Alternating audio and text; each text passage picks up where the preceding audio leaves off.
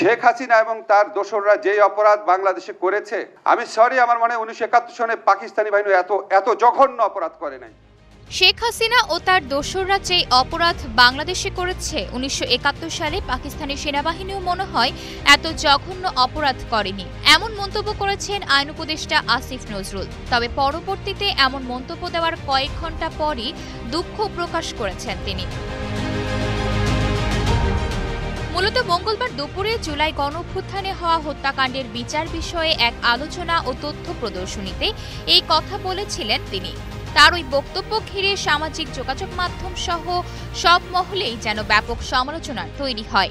সমালোচনা করতে থেমে নেই খোদ হুমায়ুন আহমেদ পত্নী মেহের আফরোজ শাওনও। অভিনেত্রী মেহের আফরোজ শাওন তার ব্যক্তিগত ফেসবুকে দেওয়া স্ট্যাটাসে লিখেছেন, 1971 সালে পাকিস্তানি সেনাবাহিনী আসলে কিছুই করে নাই, আপনার দাদা শ্বশুর মাথায় ঠাডা করে মারা গেছেন। মূলত হুমায়ুন আহমেদের পিতা শহীদ ফয়জুল রহমান ছিলেন একজন পুলিশ কর্মকর্তা। 1971 সালে যুদ্ধের সময় পাকিস্তানি সামরিক কর্মীদের হাতে তিনি নিহত হন।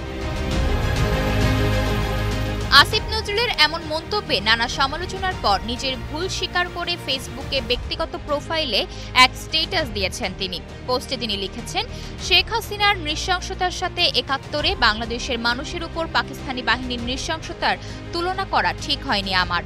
দুটোই জঘন্যতম অপরাধ। তিনি লিখেছেন, আমার কথায় যারা ভেবেছেন আমি 71-এ পাকিস্তানি বাহিনীর হত্যাযজ্ঞকে ছোট করে দেখেছি, তাদের কাছে দুঃখ প্রকাশ করছি। তিনি বলেন, শেখ হাসিনার নৃশংসতা অবিশ্বাস্য।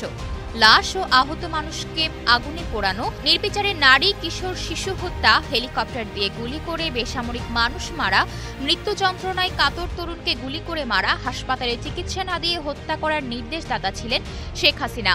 যুদ্ধের ময়দানেও এসব কর্মকাণ্ডকে গুরুতর অপরাধ হিসেবে গণ্য করা হয়। আয়েশা অর্থী, নিউজ ডেস্ক, গ্লোবাল টেলিভিশন।